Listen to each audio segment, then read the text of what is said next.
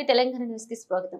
దర్పల్లి మండలంలో జిల్లా పరిపాలనాధికారి మరియు జిల్లా పౌర సమాచార శాఖ ఆదేశాల మేరకు గురువారం దర్పల్లి మండల కేంద్రంలో మరియు వివిధ గ్రామాలలో తెలంగాణ సాంస్కృతిక సారథి కళా బృందం వారిచే పర్యావరణం పరిశుభ్రత బడిబాట కార్యక్రమాలపై ప్రజలకు పాటల రూపంలో అవగాహన కల్పించారు. వచ్చేది వర్షాకాలం కావున ప్రజలంతా తమ చుట్టుపక్కల పరిసరాలు శుభ్రంగా ఉంచుకోవాలని, లేదంటే తద్వారా దోమలు వ్యాపించి మలేరియా, డెంగ్యూ వంటి రోగాలు వచ్చే అవకాశాలు ఉన్నాయి. కావున ప్రజలు అప్రమత్తంగా ఉండాలని, అలాగే 14 సంవత్సరాలలోపు పిల్లలందరూ బడిబాట పట్టాలని, లేదంటే బాల కార్మికులుగా గుర్తించి వారిపై కఠిన చర్యలు తీసుకుంటారని కళా బృందం తెలియజేశారు. ఈ కార్యక్రమంలో కళాకారులు క్రాంతి కుమార్, నరసయ్య, మహిళా కళాకారులు, గ్రామ ప్రజలు పాల్గొన్నారు.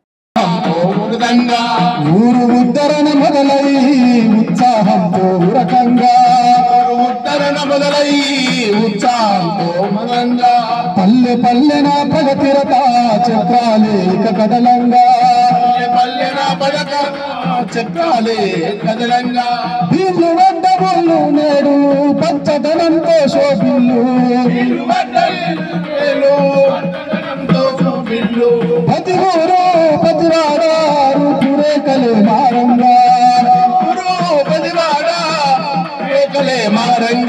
ఊరు ఉద్ధరణ మొదలై ఉత్సాహంతో ఉరకంగా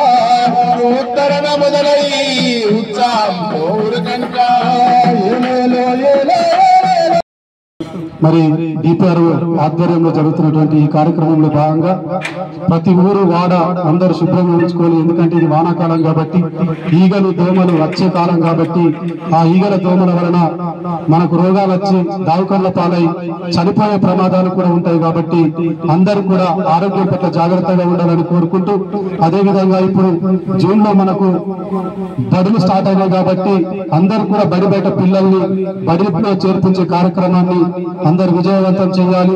బడి బయట ఉండద్దు, పనుల్లో ఉండద్దు. ఎందుకంటే వాళ్ళు పనుల్లో ఉంటే బాల కార్మికులుగా గుర్తించి అవసరమైతే ఎవరైతే పనులు పెట్టుకున్నారో వాళ్ళ మీద కేసులు కూడా అవుతాయని చెప్పేసి మన కలెక్టర్ గారు ఆదేశాలు ఇవ్వడం జరిగింది. ప్రతి 18 సంవత్సరాలు పిల్లలు 14 సంవత్సరాలు పిల్లలందరూ కూడా ఖచ్చితంగా బడిలోనే ఉండాలి, చదువుకోవాలనే ఒక ఉద్దేశంతో ఈ కార్యక్రమాన్ని ప్రతి పల్లెన బడిబాట కార్యక్రమం ద్వారా ప్రతి ఊరున ఈ కార్యక్రమాన్ని పాటల ద్వారా అయితే జనాలు మంచిగా ఉంటారు, పాటల ద్వారా అయితే ఉత్సాహాన్ని ఉంటారు అనే ఉద్దేశంతో కళాజాత కార్యక్రమం ద్వారా టిఎస్ఎస్ తెలంగాణ సాంస్కృతిక సారథి కళా బృందం ప్రతి పల్లెన బడిబాట కార్యక్రమంలో భాగంగా ఈ పాటలతో అవగాహన కల్పించడం జరుగుతుంది.